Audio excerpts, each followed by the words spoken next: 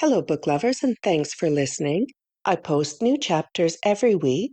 If you like my work, please remember to like and subscribe to help me build my channel. The Stillwater Girls by Minka Kent. Narrated by Jennifer Schafer. Chapter 25.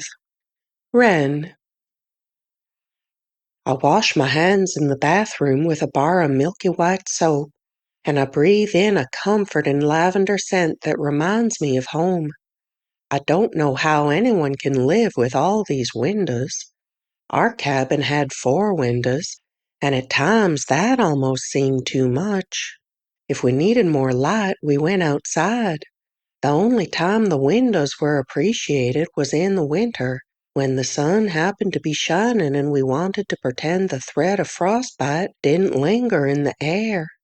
Nicolette gave us what she called the grand tour this morning before breakfast, and I'm not sure she has a single room in this entire house without a window or skylight in it, most of them bare and uncovered. She says she likes natural light, and that out here the woods give them plenty of privacy, but then she stopped herself, saying, or the illusion of privacy, I suppose. Sage and I take our seats at her kitchen table as she moves around the kitchen in a pale robe covered in a lilac print, her thick crimson hair tied in a smooth as glass bun on the very top of her head. I've never seen hair so sleek and glossy. My sister rests her elbow on the table and her chin in her hand, watching Nicolette using all these little machines and electrical gadgets to whip up our meal. Electricity is a strange concept. I flip a switch. There's a light. I press a button. My food is piping hot. There's even a machine that keeps food cold on one side and freezing cold on the other.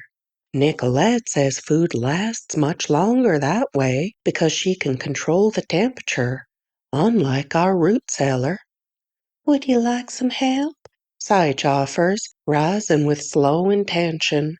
Nicolette pauses, holding what appears to be a loaf of sliced bread wrapped in clear, shiny film with the words 100% whole wheat in bold green letters along the side. Only if you'd like to, sweetheart, Nicolette says. She's good in the kitchen, I say, though I'm not sure how good she'd be in a kitchen like this. Sage tries to temper her excitement before bolting up from the chair and heading across the room. Do you have a spare apron? She asks. Nicolette reaches into a drawer to the left of the sink, retrieving a red gingham smock much like the one we had back home.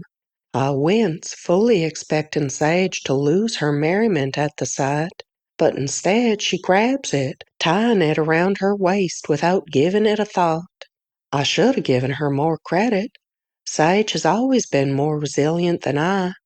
Had you ever seen a toaster before? Nicolette asks, sliding the shiny rectangular box across her white countertops.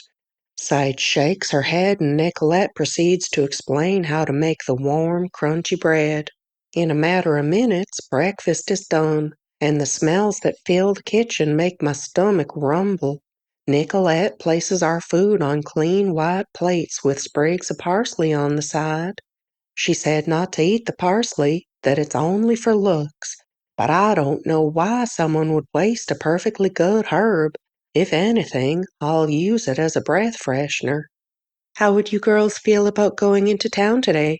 Nicolette asks, pushing her plate away and reaching for her coffee. We could get you both some new clothes. There are a couple of shops I think you'd like. She lifts her mug, examining us like she does. Part of me thinks we're just as fascinating to her as she is to us. Everything about her is sweet and soft, and she smells like soap and flowers. I can't help but feel we're weeds in this beautiful garden of hers, but she doesn't treat us that way. May I be excused? I ask when I'm finished. Nicolette takes a sip, brows lifted. Of course. I carry my dish to the sink, eyeing a bottle of blue liquid marked dish soap. alongside a yellow sponge. Twisting the faucet knob, I rinse my plate under the water, nearly scalding my hand when the water that spits out is burning hot. My elbow brushes against Nicolette, who's suddenly standing behind me, and I jerk away. "You don't have to do that," she says with a smile before pointing to a silver machine built into her cabinets. She reaches toward it, yanking open the door. "This is a dishwasher. We put our dirty dishes in here, pour some soap in the little container, then press this green button and shut the door. A few hours later, clean dishes."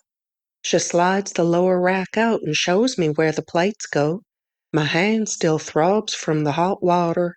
Convenience is wonderful until it isn't.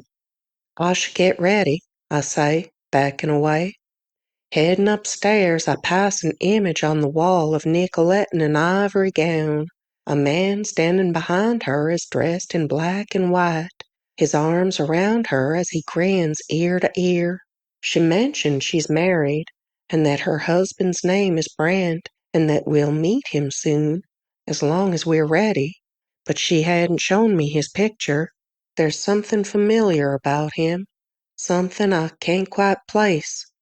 Glancing toward the kitchen, I hear Sage and Nicolette chatting and the clink of silverware, and I turn back to study Brant's face once more.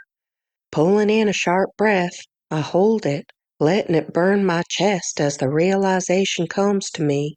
It's his eyes.